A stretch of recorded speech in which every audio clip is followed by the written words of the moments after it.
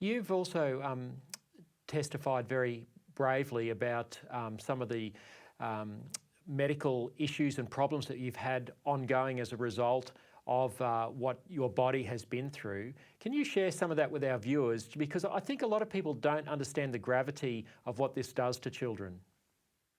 So I have been off of hormones for over 3 years now. And from every single step of the process, actually, the puberty blockers, the testosterone, the surgery, and even the social transition, um, not a single part of it has been reversible. Mm. While I was on the blockers, I basically went into a childhood onset menopause. And so I was experiencing hot flashes. I was very uncomfortable. I would start sweating and itching and tingling and have all these odd and uncomfortable sensations just like moving throughout my body. I was very lethargic. I was very emotionally numb during that phase where I was only on them and on them alone. Um, and the testosterone, about a year into taking them, I started experiencing blood clots, and even like getting like bits of tissue in my urine. I started experiencing UTIs or UTI-like symptoms. Um, and having been off of them now, there's the changes to my bone structure have been permanent. I still have a bit of facial hair. I still have to shave. I still have a bit of an Adam's apple, and my voice has permanently been lowered. Luckily, that it's been able to raise to I sound just like I'd say just about like any other teenage girl now. But while I was on the hormones, I had a voice that was actually deeper than pretty much all my male peers and even a lot of the adult men around me, like in my family, my teachers, staff at school, um, and I'm an adult woman, Will you, and will you, I, sorry, Chloe, you go, if you finish.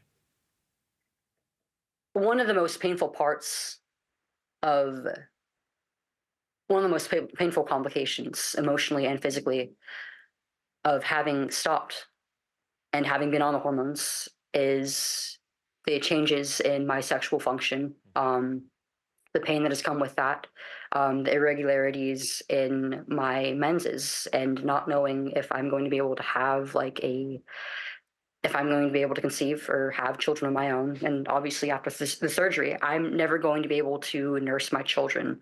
I've lost a part of my identity as a woman. I've lost part of my sexuality and a part of myself as an aspiring mother. And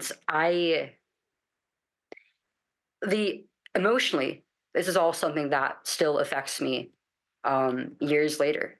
I have post traumatic episodes. I have stress that affects me in my day to day life still. And I feel in a lot of ways that I've yet to catch up with my peers in terms of my psychological and emotional maturity. It's not been easy, but I've only been getting healthier since. Chloe, what you've just shared with us is heartbreaking, and I really appreciate you being so vulnerable with our audience. I know you have been telling your story, but to tell that like you do, and probably many times, I know it must take a toll, but I appreciate it because I think people need to know what this is doing. They need to know when they see a rainbow flag in a shop or in a lanyard on a colleague at work, or what the Pride festivals promote, the Mardi Gras that we have here in Sydney. This is what it's doing to young children.